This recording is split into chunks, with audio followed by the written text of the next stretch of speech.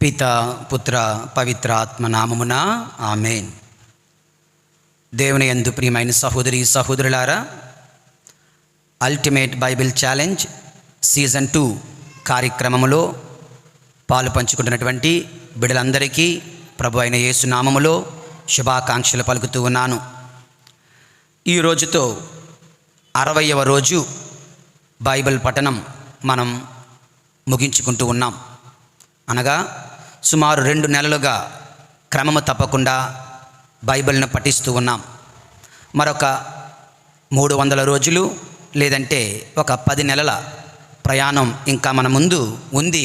దేవుని యందు ప్రియులారా, ముందుగా నేను మీకు మాట ఇచ్చినట్లుగా నెలకి ఒక్కసారైనా ఈ విధంగా మీ అందరితో కలిసి మిమ్మల్ని ప్రోత్సహించాలని, మేమందరినీ కూడా బైబిల్ పఠించుటకై, ధ్యానించుటకై, ప్రార్థించుటకై ప్రోత్సహించాలని ఆశపడుతూ ఉన్నాను.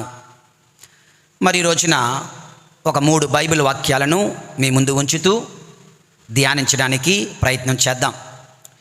ద్వితీయోపదేశ కాండము 30వ అధ్యాయము 14వ వచనం.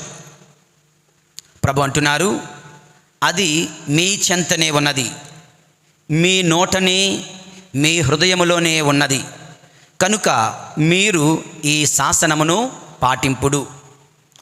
ఈ వాక్యము ద్వారా ప్రభు తెలియచేస్తున్నారు, దేవుడు మన దగ్గరే ఉన్నాడు, మన చెంతనే ఉన్నాడు, మన మధ్యనే ఉన్నాడు.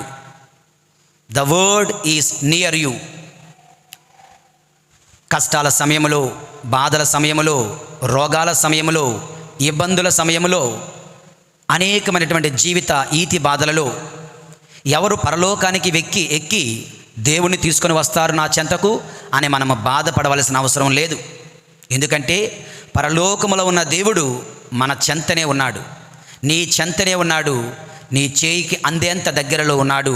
అది బైబిల్ చదవడం ద్వారా, బైబిల్ వాక్యాన్ని ధ్యానించడం ద్వారా ప్రభు మన మధ్య ఉన్నారు. దేవుని యందు ప్రియులారా, మోషే చేతిలో నిరంతరము కర్ర ఉంది. మోషేకి ఏ కష్టం వచ్చినా ప్రభువా అనేసరికి, నన్నెందుకు పిలుస్తున్నావు, నీ చేతిలో కర్ర ఉంది కదా, దానిని వినియోగించు, వాక్కును వినియోగించు అని ప్రభు తరచుగా మోషేతో పలికినట్లుగా ఈ రోజున మన కష్టాలలో దేవుని వాక్కును వినియోగించి దేవుని దీవెనలు పొందగలం. దేవుని యందు ప్రియులారా, యేసు ప్రభు ఎడారిలో ఉపవాస ప్రార్థన చేస్తుండగా సాతానుడు వచ్చి శోధించినప్పుడు కూడా ప్రభు వాక్కుతోనే ఆ 3 సార్లు కూడా సాతానుని పారద్రోలారు. కనుక ఈ వాక్కును దేవునిగా స్వీకరిస్తూ, దివ్య వాక్కుగా స్వీకరిస్తూ అనుదిన శ్రమలలో, కష్టాలలో మనం విజయం సాధించాలి. దేవుని యందు ప్రియులారా, దీని ముందు మాటలు కూడా మనం ఆలకించాలి. 11వ వచనం నుంచి ద్వితీయోపదేశ కాండము 30వ అధ్యాయము 11 నుంచి 14 వచనాలు. నేడు నేను మీకు విధించు ఈ శాసనమును కష్టమైనదిగా కాదు, అందుబాటులో లేనిదియూ కాదు, అది ఎక్కడనో ఆకాశమున ఉన్ననట్టిది కాదు. కనుక మేము ఆ శాసనమును విని పాటించుటకు గాను ఎవరు ఆకాశమునకు ఎక్కిపోయి దానిని ఇచ్చటకు కొనివత్తురు అని మీరు అడగనక్కరలేదు. అది ఎక్కడనో సముద్రములకు ఆవలనున్ననట్టిదియూ కాదు. కనుక మేము ఆ శాసనమును విని పాటించుటకు గాను ఎవరు సముద్రములు దాటిపోయి దానిని ఇచ్చటకు కొనివత్తురు అని మీరు అడగనక్కరలేదు. అది ఆకాశంలో లేదు, సముద్రంలో లేదు. అది ఎక్కడ ఉంది? అది మీ చెంతనే ఉన్నది, మీ నోటనే, మీ హృదయములోనే ఉన్నది. కనుక ఈ శాసనమును చదువుదాం, ఈ శాసనమును పాటిద్దాం. దేవుని యందు ప్రియులారా, ఇది మొదటి ధ్యానాంశం, మొదటి వాక్యం ఈ నెలలో మనం నేర్చుకోతగ్గది. ఇక 2వ వాక్యం, 2వ ధ్యానాంశం ద్వితీయోపదేశ కాండము 31వ అధ్యాయం, దాని తర్వాత అధ్యాయం 9 నుంచి 13 వచనాలలో మనం చదువుతూ 11వ వచనాన్ని ధ్యానిద్దాం. 9 నుంచి, మోషే ఈ ధర్మశాస్త్రం లిఖించి దానిని ప్రభువు మందసమును మోయు లేవీయ యాజకులకును ఇశ్రాయేలు నాయకులకును ఒప్పజెప్పెను. ఓకే. తర్వాత అతడు వారిని ఇట్లు ఆజ్ఞాపించెను. ఏమని ఆజ్ఞాపించాడు మోషే? ప్రతి 7వ ఏటా చివరన బాకీలు రద్దయిన కాలమున, గుడారముల పండగ సందర్భమున 11వ వచనం చాలా ముఖ్యం. ప్రజలు ప్రభువు ఎన్నుకొనిన ఏకైక ఆరాధనా స్థలమున అతనిని కొలుచుటకు సమావేశమైనప్పుడు మీరు ఈ ధర్మశాస్త్రమును జనులందరి ఎదుట పఠింపుడు. దేవుని కోరిక ఏమిటంటే మనందరము ఈ ధర్మశాస్త్రాన్ని, ఈ యొక్క బైబిల్ గ్రంథాన్ని చదవాలి. దేవుని యందు ప్రియులారా, అప్పుడు స్త్రీలు, పురుషులు, పిల్లలు, మీ నగరములలో వసించు పరదేశులు ప్రోగు చేయుడు వారెల్లరూ ఈ ధర్మశాస్త్రము విని ప్రభువు పట్ల భయభక్తులు అలవర్చుకొని అతని ఆజ్ఞలెల్లా పాటింతురు. అంతవరకు ఈ ధర్మశాస్త్రమును ఆలింపని పిల్లలు సైతం అప్పుడు దానిని విందురు. విని మీరు వశము చేసుకొనబోవు గడ్డ మీద తాము జీవించినంతకాలము ప్రభువు పట్ల భయభక్తులు చూపుదురు. దేవుని యందు ప్రియులారా, ఈ రెండవ ధ్యానాంశంలో ద్వితీయోపదేశకాండము 31వ అధ్యాయము 9 నుంచి 13 వచనాలలో మోషే ద్వారా ప్రభు తెలియచేస్తున్నారు, ప్రజలందరూ సమావేశమైనప్పుడు మీరు ఈ ధర్మశాస్త్రాన్ని చదవాలి. ప్రతి కుటుంబంలో ఈ బైబిల్ గ్రంథాన్ని చదవాలి. చదివేటప్పుడు కూడా వీలైతే కొంచెం గట్టిగా, కొంచెం బయటికి చదవడానికి ప్రయత్నం చేయండి. ఇతరులకు డిస్టర్బెన్స్ లేకుండా, ఇతరులకు డిస్టర్బెన్స్ అయితే బయటికి చదవకండి. ఇంటిలో మాత్రమే ఉన్నావు, ఎవరు లేరు అన్నట్లయితే, నీ పిల్లలు మాత్రమే, నీ కుటుంబ సభ్యులు మాత్రమే ఉన్నారు అంటే కొంచెం బయటికి ఎవరికైనా వినబడేటట్టు కూడా చదివినట్లయితే, ఇంటిలో నువ్వు చదువుతున్న ప్రాంతంలో ఏదైనా దుష్ట శక్తులు ఉన్నట్లయితే ఈ దేవుని వాక్కు శక్తి వలన ఆ దుష్ట శక్తులు, ఆ దుష్ట ఆత్మలు, ఆ రోగాలు పారిపోతాయి. ప్రియమైన సహోదరుడా, సహోదరి, కనుక రెండవ ధ్యానాంశం, బైబిల్ గ్రంథాన్ని ప్రతి కుటుంబంలో కుటుంబ సమేతంగా చదవాలి. చదివినప్పుడు కొంచెం గట్టిగా చదవాలి. ఈ విధంగా పిల్లలు దేవుని వాక్కును ఆలకించగలుగుతారు, పాటించగలుగుతారు, జీవించగలుగుతారు. దేవుని యందు ప్రియులారా, ఇది రెండవ ధ్యానాంశం. ఇక మరొక్క వాక్యాన్ని ధ్యానించుకొని ముగించుకుందాం. ద్వితీయోపదేశకాండము 32వ అధ్యాయము 47వ వచనం. దాని తర్వాత అధ్యాయంలోనే 47వ వచనంలో ప్రభు ఈ విధంగా అంటూ ఉన్నారు, ఈ ఉపదేశములు వ్యర్థ ప్రసంగములు కాదు, ఇవే మీకు జీవనము. వీరిని పాటింతురేని మీరు యోర్దానుకు ఆవల స్వాధీనము చేసుకొనబోవు గడ్డ మీద చిరకాలము జీవింతురు. ఈ మాట ఎందుకో నాకు చాలా నచ్చింది. దేవుని యందు ప్రియులారా, ఈ ఉపదేశములు వ్యర్థ ప్రసంగములు కావు. బైబిల్లో రాయబడిన మాటలు వ్యర్థ ప్రసంగములు కాదు. It's not a joke.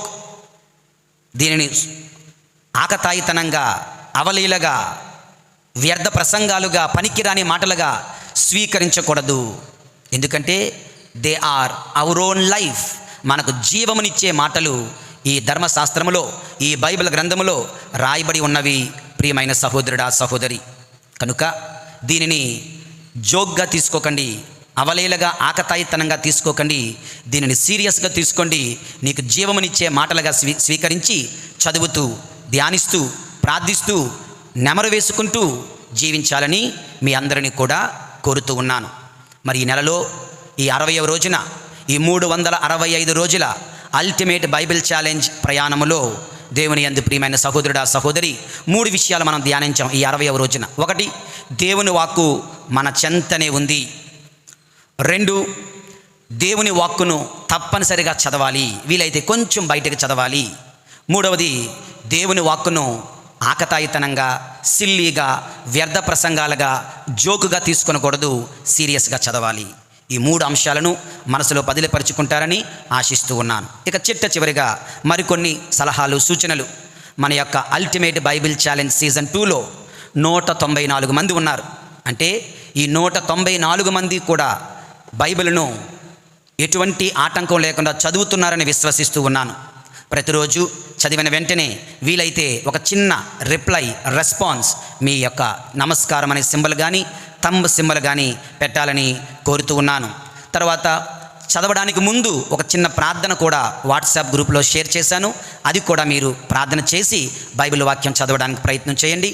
అయిపోయిన తర్వాత చిన్న ప్రార్థన చేసుకొని ముగించాలని కోరుతూ ఉన్నాను. పరిశుద్ధాత్మ సహాయంను వేడుకొనండి. పరిశుద్ధాత్మ దేవుడు మీకు అర్థము చేసుకునే జ్ఞానాన్ని కూడా అందిస్తారని కోరుకుంటూ ఉన్నాను. దేవుని యందు ప్రియమైన సహోదరి, సహోదరులారా, ఒకవేళ 1 రోజు, 2 రోజులు, 3 రోజులు అనారోగ్య కారణంగా, ప్రయాణ కారణంగా, పని ఒత్తిడి వలన చదవకపోతే కంగారు పడకండి.